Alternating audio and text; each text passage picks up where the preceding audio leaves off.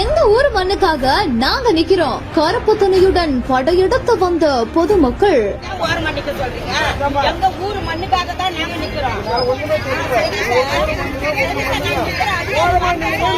ஊர் எல்லையில் வைத்து போலீசையே திணற விட்டதால் பரபரப்பு.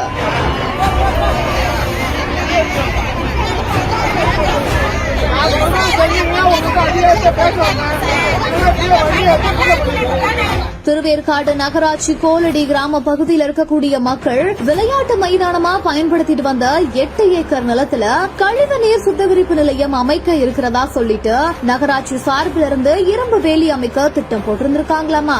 அதன்படி காவல்துறை பாதுகாப்போட நகராட்சி சார்பில் வேலி அமைக்க வந்ததற்கு எதிர்ப்பு தெரிவித்து 300க்கும் மேற்பட்ட மக்கள் ஒன்று திரண்டு கருப்பு தோணியோட வந்து போலீசார்கிட்ட வாக்குவாதத்தில் ஈடுபட்டிருக்காங்க. அப்ப அங்கிருந்து போலீசார் அவங்களை எவ்வளவோ கலைஞ்சு போக சொல்லிருக்காங்க. எங்க ஊர் மண்ணுக்காக நாங்க நிக்கிறோம் அப்படின்னு சொல்லிட்டு மக்கள் விடாப்பிடியா அங்க நின்னு அவங்க கிட்ட போராட்டம் நடத்திருக்காங்க. நிலத்தை பாதுகாக்கிறேன் அப்படின்னு சொல்லி நகராட்சி நிர்வாகம் விளையாட்டு மைதானத்துக்கு வேலி அமைப்பதா மக்கள் புகாரும் கொடுத்திருக்காங்க. அதோட குடியிருப்பு, பள்ளி பகுதி, நீர்நிலை மாதிரியான நிறைய பகுதியில கழிவுநீர் சுத்திகரிப்பு வந்தா சுகாதார சீர்கேடு ஏற்படும் அப்படின்னு மக்கள் வேதனையோடையும் தெரிவிச்சிருக்கிறதா சொல்லப்படுது.